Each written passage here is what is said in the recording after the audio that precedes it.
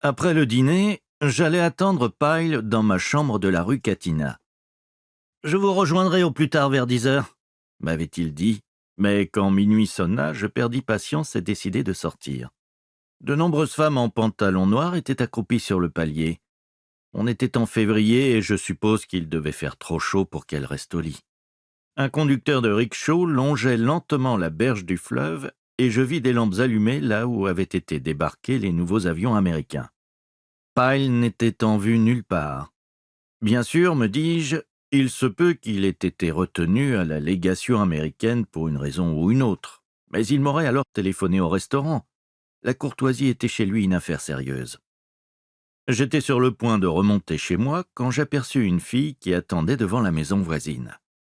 Je ne vis pas son visage, juste son pantalon en soie blanche et sa longue robe à fleurs, mais je la reconnus néanmoins. Elle avait si souvent guetté ma visite en ce lieu et à cette heure précise. « Phuong !» dis-je. Ce nom veut dire phénix, mais plus rien n'est fabuleux de nos jours, ni ne renaît de ses cendres. Je sus avant même qu'elle me le dise qu'elle aussi attendait Pyle. « Il n'est pas là !»« Je sais, je t'ai vu seul à la fenêtre. »« Tu n'as qu'à monter l'attendre, » dis-je. « Il ne va pas tarder. »« Je peux attendre ici ?»« Mauvaise idée, la police risque de t'embarquer. » Elle me suivit dans l'escalier.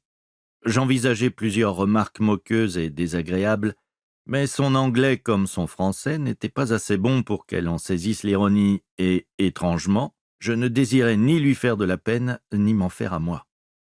Une fois sur le palier, les vieilles femmes tournèrent la tête et, juste après notre passage, leurs voix s'élevèrent et s'abaissèrent comme si elles chantaient. Qu'est-ce qu'elles disent ? Elles croient que je suis revenu. L'arbre que j'avais installé dans ma chambre quelques semaines auparavant pour le Nouvel An chinois avait perdu la plupart de ses fleurs jaunes. Ces dernières gisaient entre les touches de ma machine à écrire. Je les enlevai une par une. « Tu es troublé, » dit Phuong. « Ça ne lui ressemble pas, c'est quelqu'un de très ponctuel. » J'ôtai ma cravate et mes chaussures et m'allongeai sur le lit. Phuong alluma le poêle à gaz et mit de l'eau à bouillir pour le thé.